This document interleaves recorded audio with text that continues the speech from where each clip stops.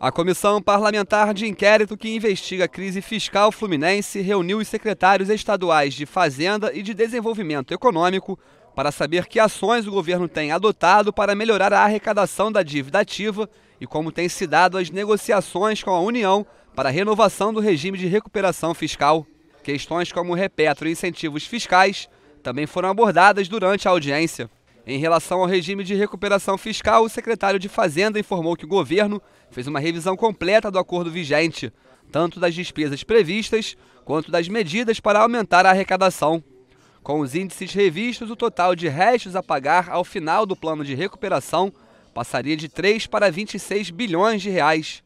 E mesmo com as novas medidas que serão adotadas, o total arrecadado apresenta um decréscimo de 85 para 73 bilhões. Na proposta de renovação encaminhada, o principal fator a ser negociado é em relação ao pagamento do serviço da dívida.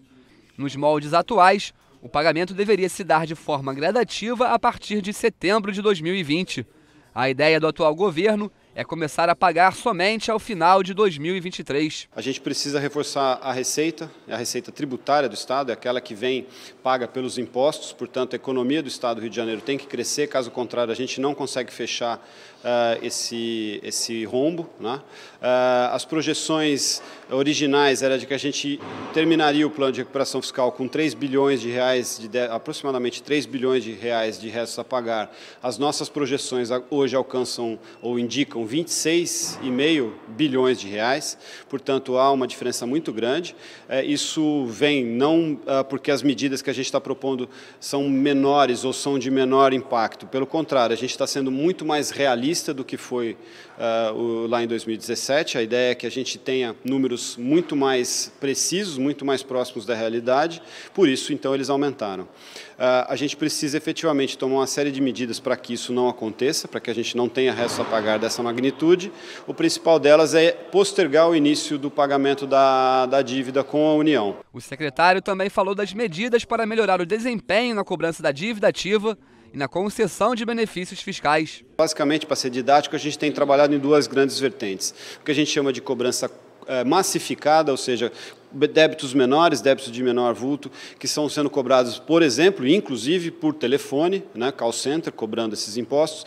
Temos tido aproximadamente resultado de 40 milhões de reais por mês de acréscimo nas cobranças, e o que a gente chama de cobrança qualificada, que são débitos maiores, débitos que estão ainda na esfera administrativa, no âmbito da Secretaria da Fazenda ou na PGE, já inscritos em dívida ativa, buscando os melhores eu não digo, aqueles devedores que têm maior capacidade de pagamento. Presidente da CPI, o deputado Luiz Paulo destacou 2 pontos da reunião: a assinatura por parte da União de um novo convênio com o FAS, o Repetro Industrialização, que daria ao estado onde de fato o óleo é produzido o direito de recolher o ICMS, e a forma realista com que a atual estrutura do governo desqualificou as projeções do regime de recuperação fiscal feitas pela gestão anterior. A única novidade é que essa desqualificação veio com números, que o resto a pagar vai atingir 26 bilhões. É a única novidade.